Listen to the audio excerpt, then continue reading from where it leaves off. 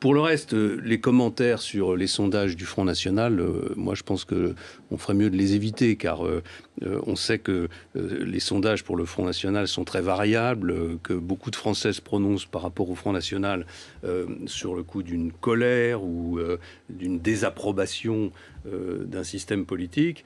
La colère est tout à fait légitime. Lorsqu'on voit le bilan calamiteux de votre gouvernement, vous étiez le Premier ministre de Sarkozy.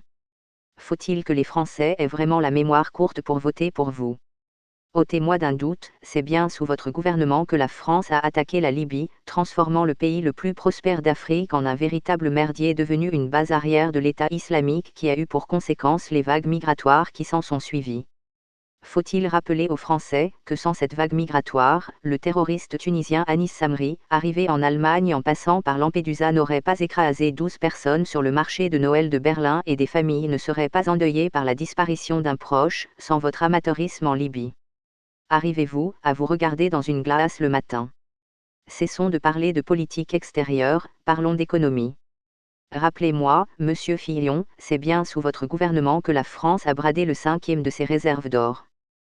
Combien cela a-t-il coûté à la France? Est-ce pour cela que vous voulez mettre les Français au pain sec et à l'eau? Notre pays est-il vraiment en faillite à cause de l'action toxique de cette fausse alternance dont vous faites partie? Ou voulez-vous tout simplement engraisser encore plus les riches rentiers au détriment des classes moyennes et populaires?